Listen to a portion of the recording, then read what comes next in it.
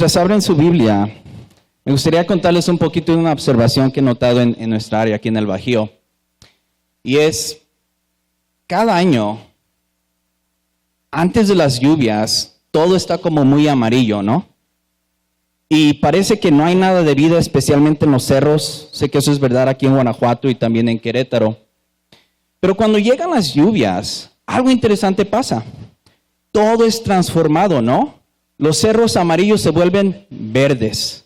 Y la lluvia, queramos o no, altera cómo vivimos. Porque en cuanto está lloviendo, tal vez llegue mucha lluvia, nos cambia los planes, nos cambia lo que queríamos hacer. Y esa lluvia cae en todos lugares, sobre las parroquias y los templos, sobre el palacio municipal, sobre todos nuestros negocios. Altera toda nuestra vida. ¿Por qué te digo eso? Porque el Evangelio hace algo muy similar, pero mucho más poderoso. El Evangelio confronta y transforma todas las áreas de nuestra vida. Entonces, antes de entrar al texto, me gustaría hacerte dos preguntas, y no tienes que contestarlas, pero es, ¿qué cosas de tu vida crees que necesitan ser transformadas? Y mientras ves alrededor esta ciudad, pregúntate, ¿qué cosas en esta ciudad necesitan ser transformadas?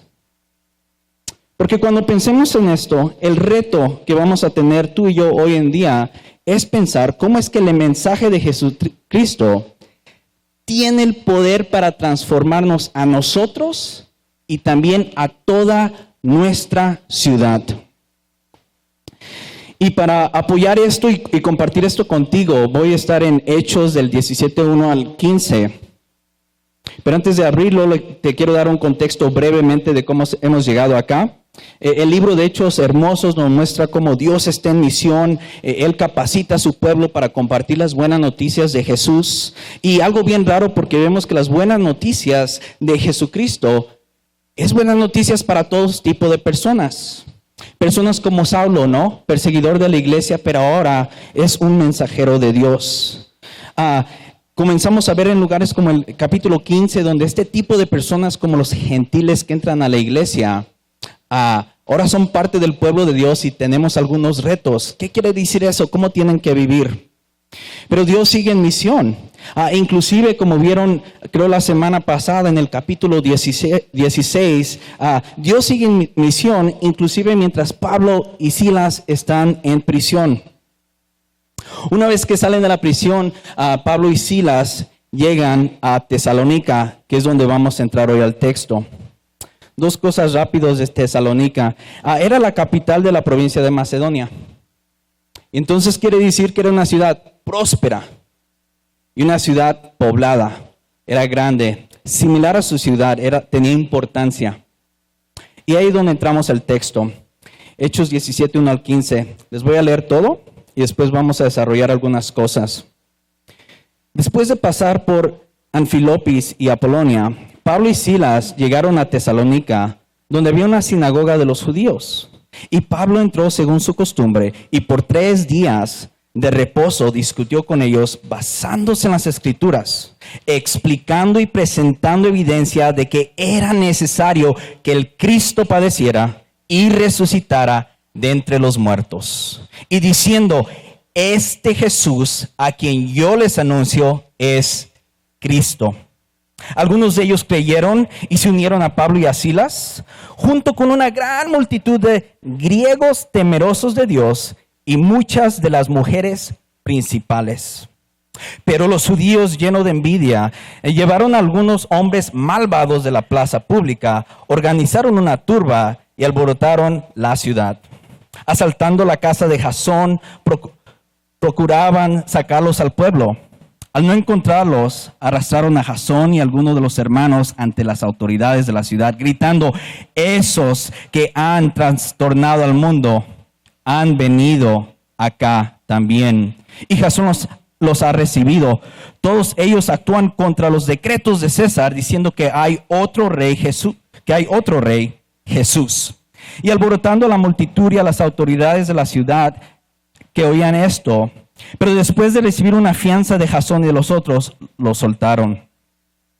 Enseguida los hermanos enviaron de noche a Pablo y a Silas a Berea, los cuales al llegar fueron a la sinagoga de los judíos. Estos eran más nobles que los de Tesalónica, pues recibieron la palabra con toda solicitud, escudriñando diariamente las escrituras para ver si estas cosas eran así. Por eso muchos de ellos creyeron, así como también un buen número de griegos, hombres y mujeres de distinción. Pero cuando los judíos de Tesalónica supieron que la palabra de Dios había sido proclamada por Pablo, también en Berea, fueron también allá a agitar y alborotar a las multitudes. Entonces los hermanos inmediatamente enviaron a Pablo para que fuera hasta el mar. Pero Silas y Timoteo se quedaron ahí. Los que conducían a Pablo lo llevaron hasta Atenas y después de recibir órdenes de que Silas y Timoteo se unieran a él lo más pronto posible, se fueron. Oremos rápidamente. Padre, gracias. Gracias porque estamos en un país libre donde podemos reunirnos y escuchar tu palabra. Gracias porque no tenemos que escondernos. Gracias porque nos has dado la libertad de congregarnos hoy. Gracias porque podemos hacer esto sin temor de que algo nos pase. Te pedimos por nuestros hermanos y hermanas que no tienen este privilegio, pero también sabemos que no hay nada que vaya a parar la proclamación de tu evangelio. Te pido, Padre, que nos transformes por medio de tu palabra, que hoy podamos ver con más claridad el impacto del evangelio, la belleza de Jesucristo y la necesidad de tu Espíritu Santo para vivir una vida que transforme a nosotros y nuestra ciudad. Te pido todo esto en el nombre de Cristo. Entonces el título de este mensaje es El Evangelio que trastorna al mundo. Es un cargo muy serio, ¿no? Que hicieron los judíos en contra de Pablo y Silas. Y me gustaría explorar 4 razones por qué ellos creyeron que este mensaje trastornaba al mundo. No teniendo un problema meramente con la religión, sino con este mensaje estaba sacudiendo el mundo, lo estaba cambiando.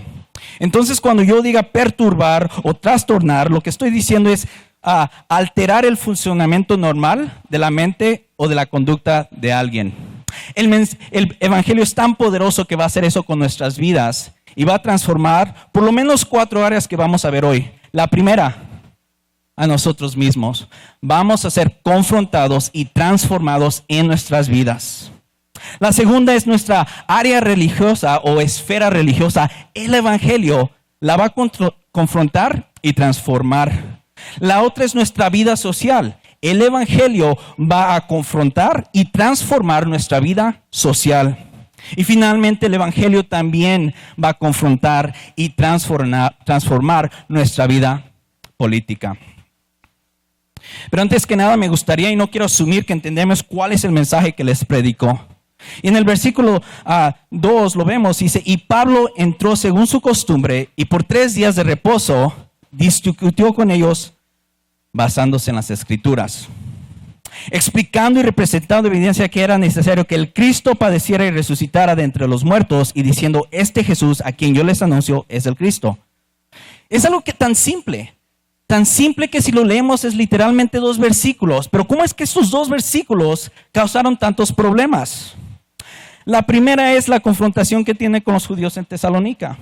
Hay 2 partes claves de este mensaje.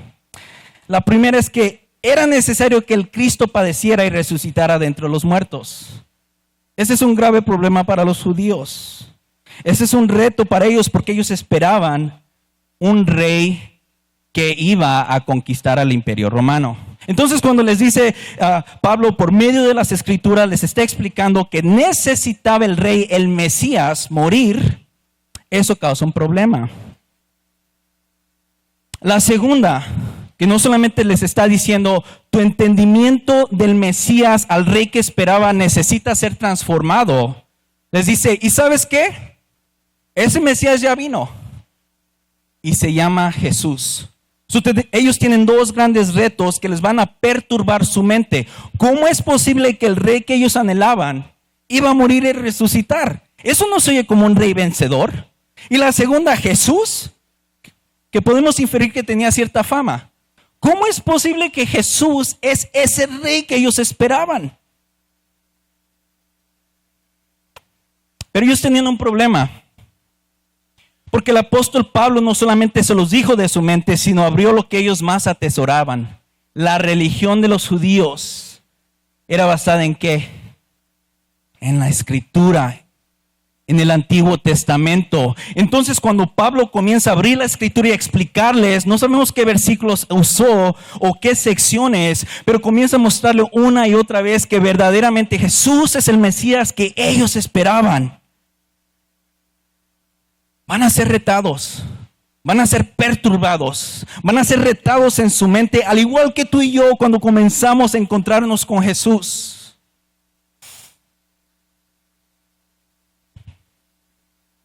Y lo que podemos ver con el Evangelio, y lo vamos ahorita a ver en dos diferentes respuestas. Al igual que las lluvias pueden ser una bendición o pueden molestarnos mucho.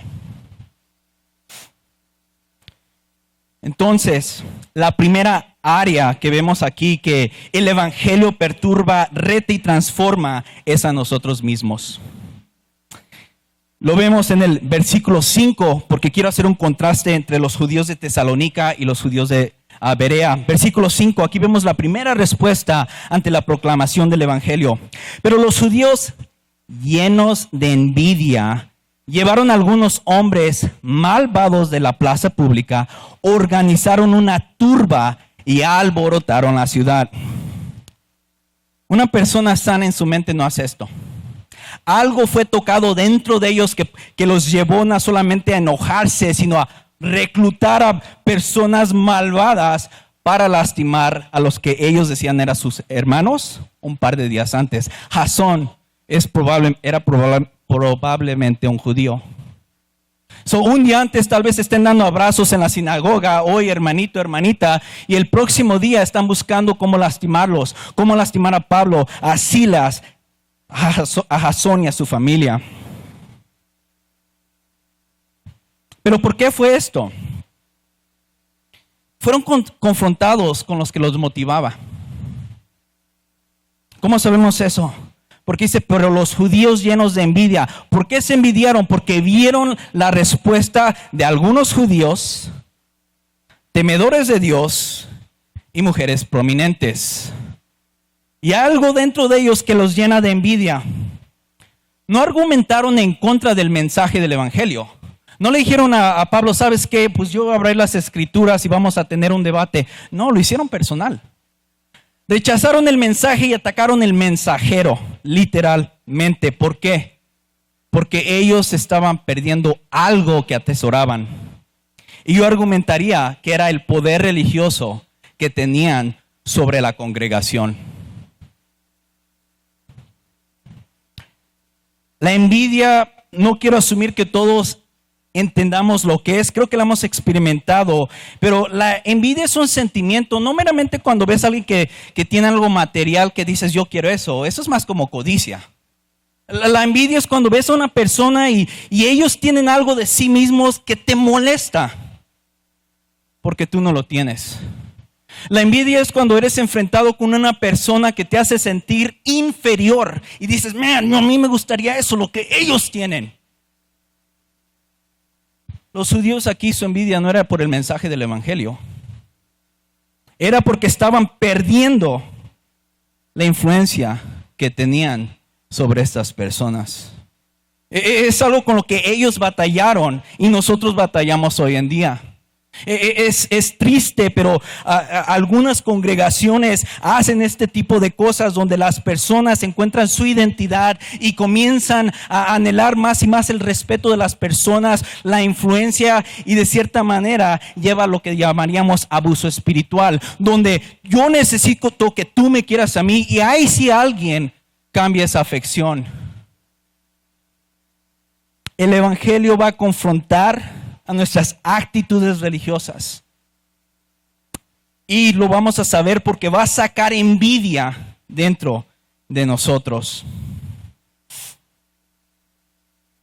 La envidia es cuando vemos el éxito de una persona y decimos, man, me gustaría que yo fuera esa persona. ¿Por qué yo no dije eso? ¿Por qué no le dieron más likes a mi post de Facebook? No es cierto, no estoy proyectándome. Y sientes ¿cómo sabes que estás cayendo en este tipo de envidia? Es cuando dices, sí, pero yo lo conozco, no es tan genial como se cree.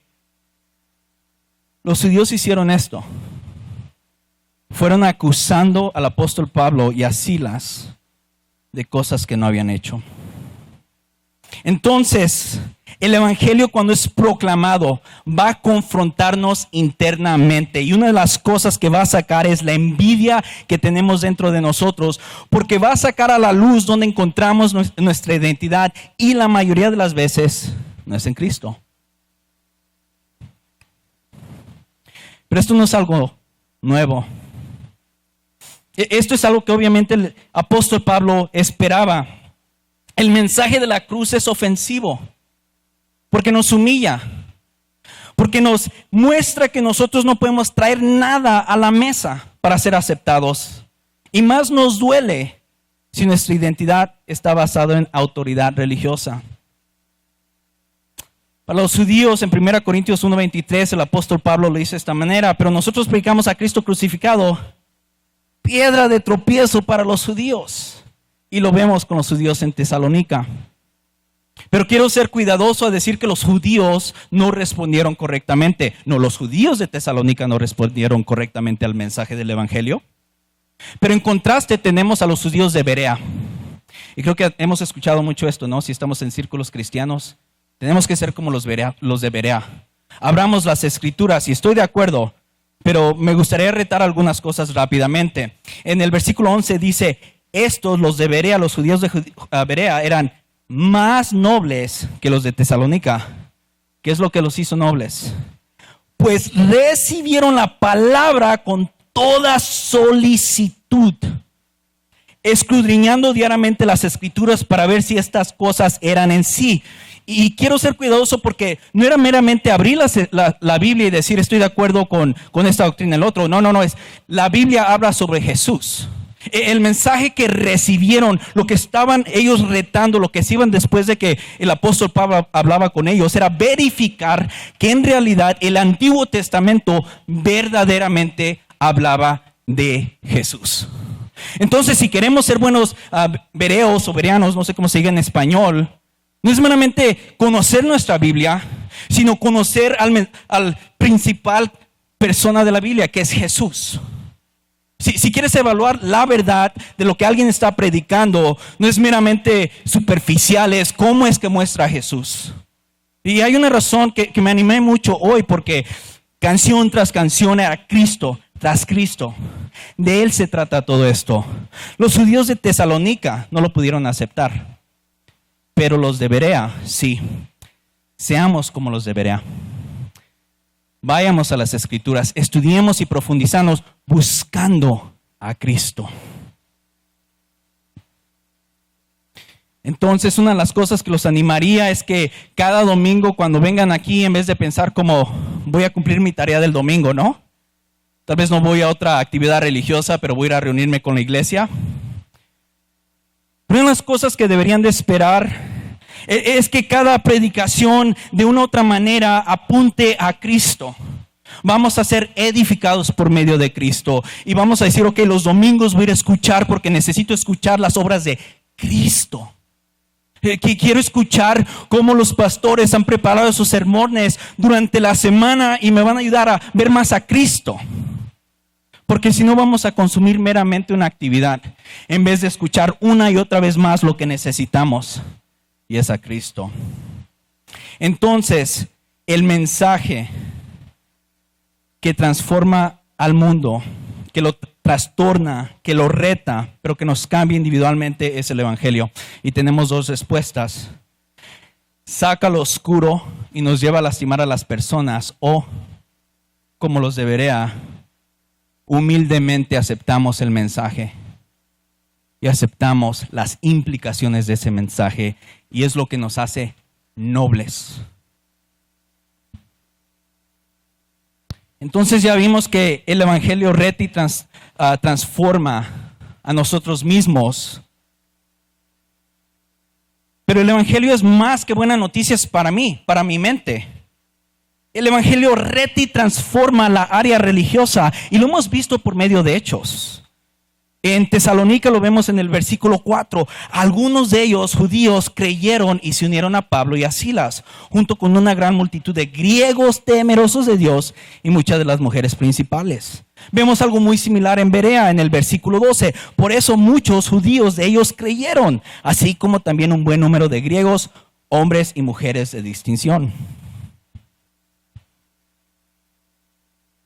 ¿Cómo es que el evangelio reta y transforma nuestra área o esfera religiosa? Primero, lo podemos ver cuando reta a los judíos. En ambos, Berea y Tesalónica, versículo 5, versículo 10. Y es un mensaje duro para ellos, creo, en particular, ¿no? ¿Por qué? Porque se habían sacado la lotería cuando nacieron, ¿eh? Nacieron para ser el pueblo de Dios, check. Tenían la ley de Moisés, perfecto. Sabían lo que Dios quería, qué genial. Pero viene el apóstol Pablo y les muestra que eso no era suficiente. Que eso no los iba a justificar, que eso no los iba a salvar, que eso no los iba a santificar. Entonces los judíos tenían que rendir su pedigrí religioso, sus buenas obras, sus mandas, todos sus ayunos, todo lo que habían hecho, todas las cosas que ellos creían que podían poner a los pies de Dios. Y eso trastorna al área religiosa. Porque ya no eres si eres hijo de Abraham, no eres si sigues la ley de Moisés, sino que ahora si eres judío, o si eres una persona religiosa, no es suficiente.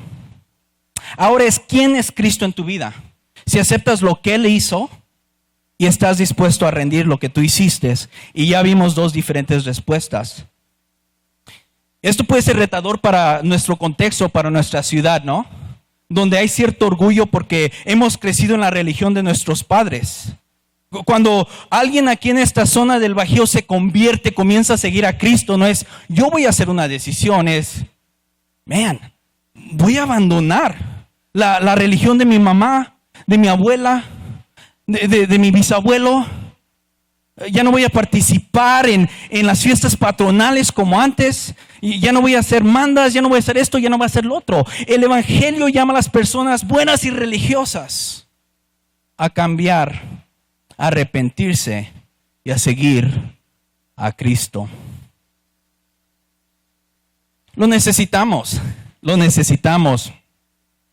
Nosotros vivimos en uno de los países más religiosos del mundo, más religiosos. Si manejas aquí, te darás cuenta de eso. Y especialmente el Bajío es una de las zonas más religiosas del mundo. Vivimos en uno de los países más religiosos y nosotros en las zonas más religiosas del país más religioso. Pero la conducta y lo que pasa en la sociedad lo niega.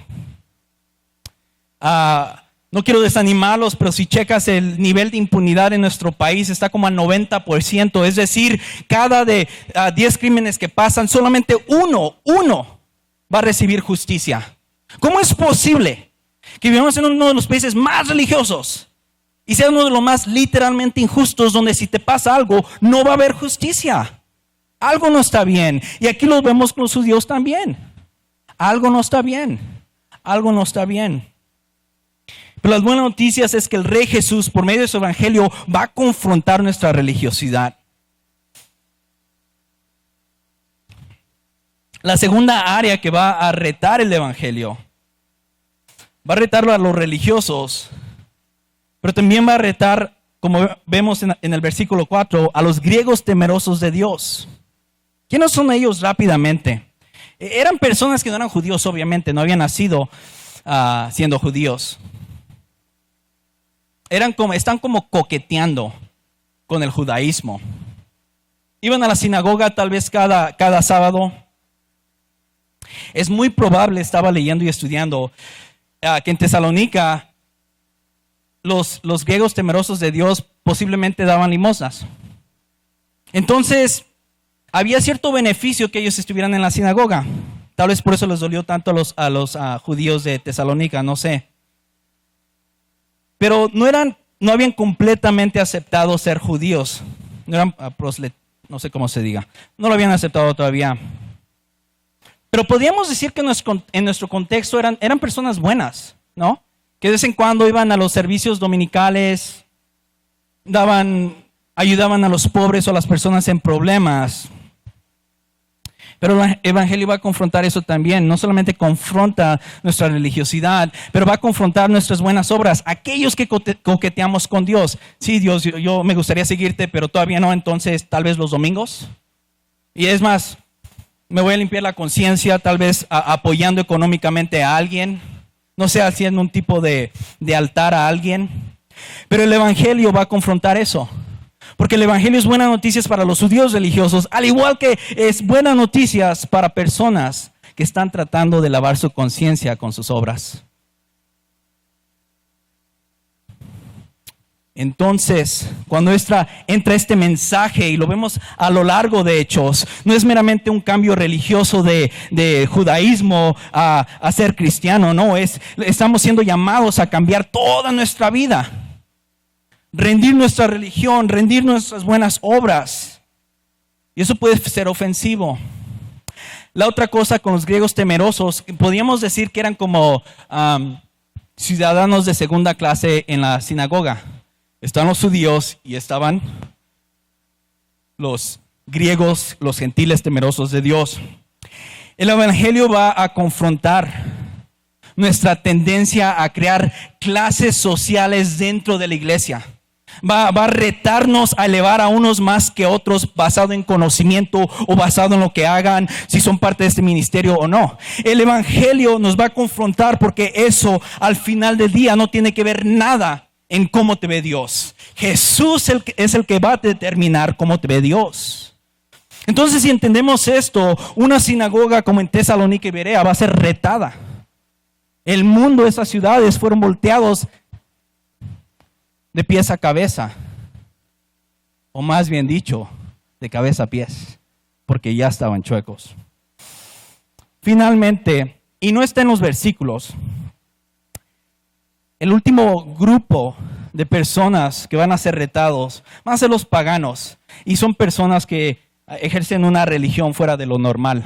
Tenemos varias nosotros también.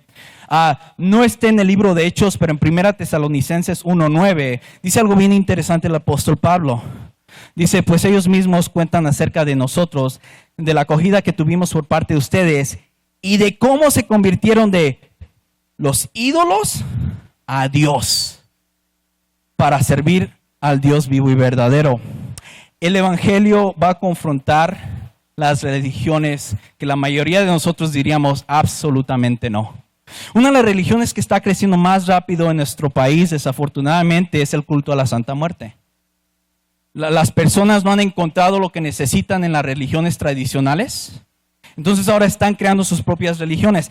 El Evangelio va a confrontar y transformar esas áreas.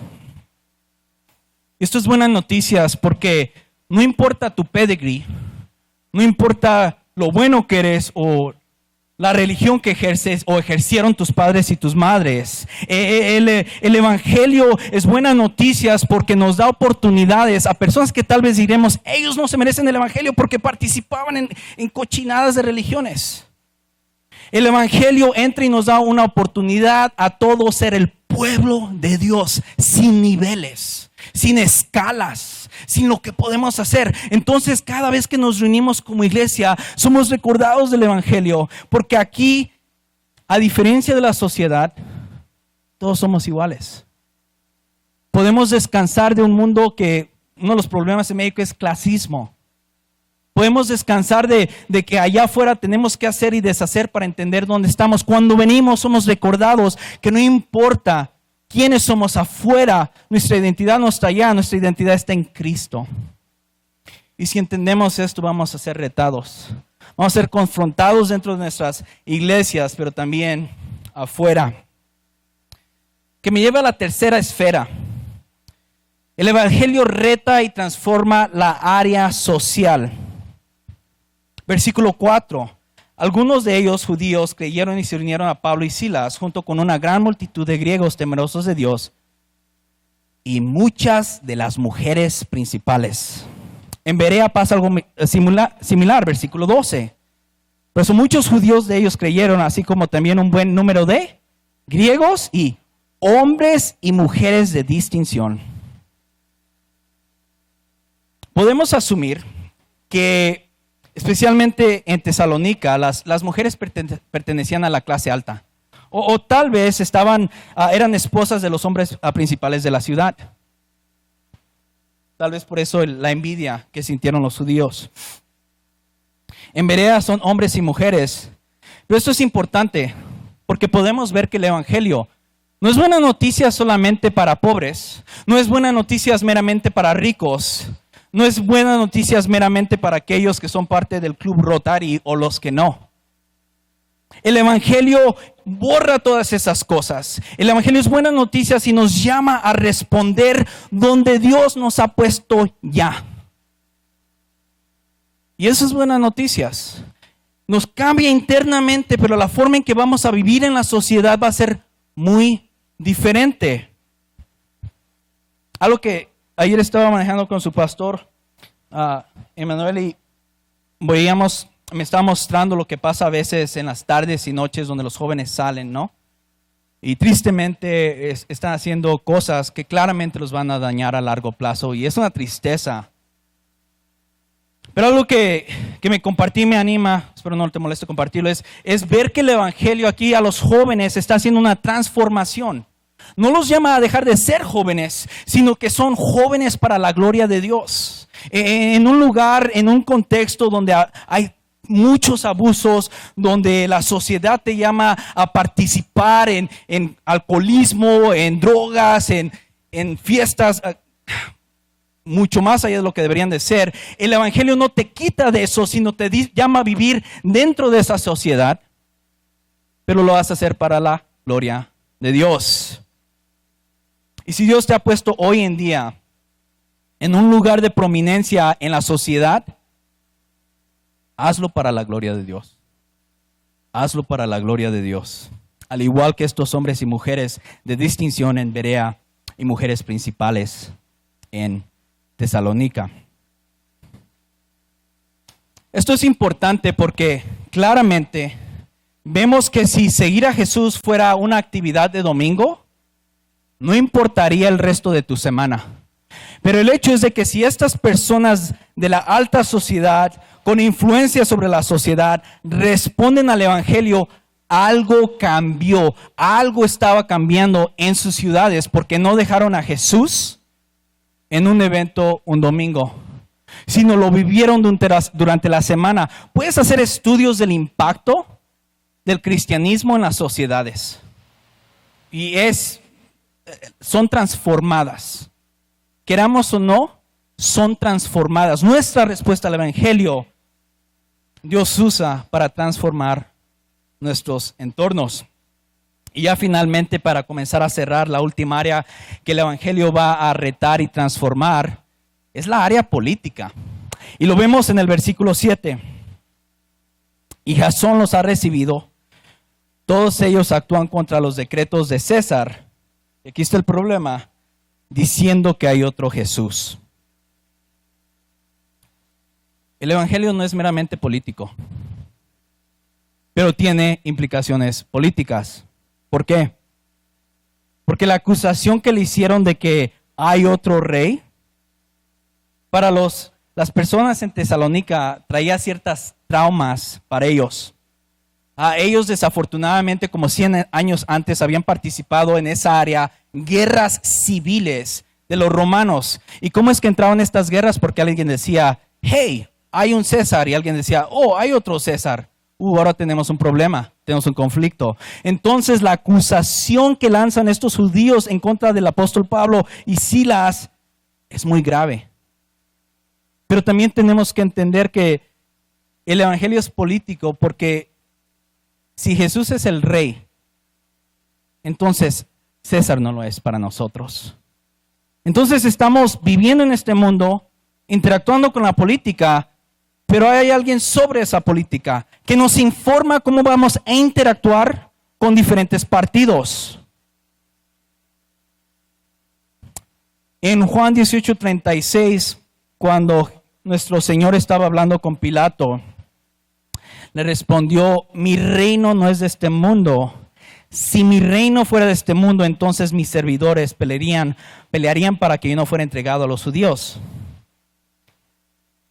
Pero ahora mi reino no es de aquí. Un doctor, un cuate muy inteligente, el Dr. Michael Spiegel, dice: mi reino no es de este mundo, no significa que el reino de Cristo es meramente espiritual o celestial, moral o hetero. Significa principalmente que su reino no es mundano. No sigue principios mundanos, ni emplea tácticas mundanas, ni busca fines mundanos. Cuando interactuamos con la política nosotros, no vamos a ser guiados por promesas de candidatos que prometen arreglar nuestras vidas. Vamos a ser guiados por los principios del Rey Jesús. Y eso se va a ver diferente en diferentes contextos, pero entendemos que Jesús, si Él es Rey, tiene implicaciones muy serias para toda nuestra vida, inclusive, ¿qué es lo que esperamos de políticos? ¿Cómo vamos a votar? ¿Y cómo vamos a filtrar las promesas que nos hacen? Porque hay promesas que definitivamente no se pueden cumplir y solamente Jesús las puede cumplir. Entonces, el Evangelio nos va a retar y transformar la forma que vemos la área política. Nos va a informar. Ya para resumir y comenzar a cerrar, les quiero compartir una cita que se me hizo muy interesante mientras estudiaba. Dice: si resumimos esto, es claramente que el pueblo de Dios no es propiedad exclusiva de ninguna raza, de ninguna nación o cultura o sector de la sociedad. Es más, todos estos sectores de una forma y otra, cuando nosotros participamos, le pertenecen al Rey Jesús. Seguimos al Rey Jesús y eso va a impactar todas las áreas de nuestra vida. Última cita y comienzo a cerrar. Ya lo dije varias veces, perdón. Hay un teólogo holandés que dice que no hay un milímetro en este universo, ni en tu existencia, ni en la mía, del cual Jesús no diga mío. A Él le pertenece todo, todas nuestras vidas, todas las cosas, no solamente los domingos o cuando nos reunimos como iglesia. Entonces el Evangelio confronta y transforma todas las áreas de nuestra vida. Y me gustaría que tomes tiempo esta semana, ora y piensa si hay una área en la que el Evangelio te haya confrontado. Y entrégala al Rey Jesús. Puede ser en tu área personal, algunas cosas como la envidia, como vemos. Puede ser algunas cosas que tal vez tú hayas basado tu identidad en la religión, en las buenas cosas que tú puedas hacer para Jesús. O tal vez haya sido más en como, hey, el Evangelio no es buena noticia para cierto tipo de personas en esa clase de la sociedad. O tal vez que le hemos rendido el poder de Jesucristo a partidos políticos. Ora, imagina, piensa, escucha. ¿Cómo es que el Evangelio va a confrontarnos y va a transformarnos en todos los ámbitos de la vida? Porque si hacemos eso, una vez que el Evangelio nos transforme más y más, donde Dios te haya puesto, en la escuela, en las empresas, en los campos, donde sea, vas a vivir para su gloria. Vas a decir, si Jesús es Rey de mi vida, yo no soy Rey de mi vida. Si Jesús es Rey de todos mis ámbitos, mi identidad no está basada en mi clase social, ni mi trabajo, ni partido político. Él me define y Él me dice qué hacer. Y el Evangelio va a ser suficientemente poderoso para transformarte a ti, a mí y a esta ciudad. ¿Cómo lo sabemos?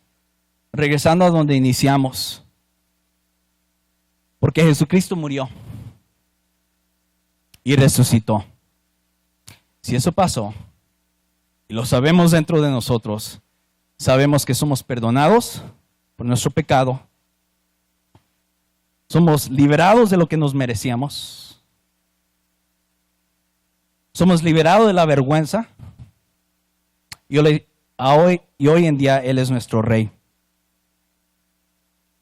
Y si Él es nuestro Rey, Él está en el negocio de transformarnos a nosotros y redimir todas las cosas.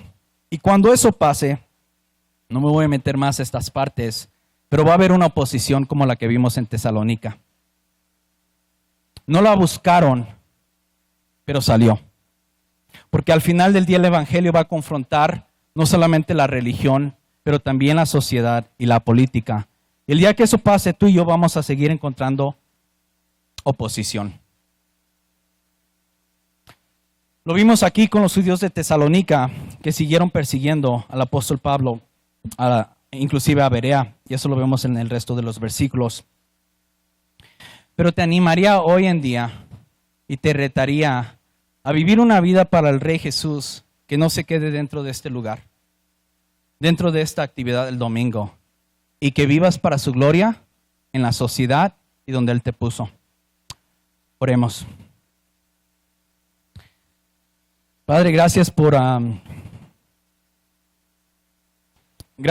el Evangelio es suficientemente poderoso para transformarnos a nosotros, a retarnos donde hemos puesto nuestra esperanza en nuestras obras, nuestra religión.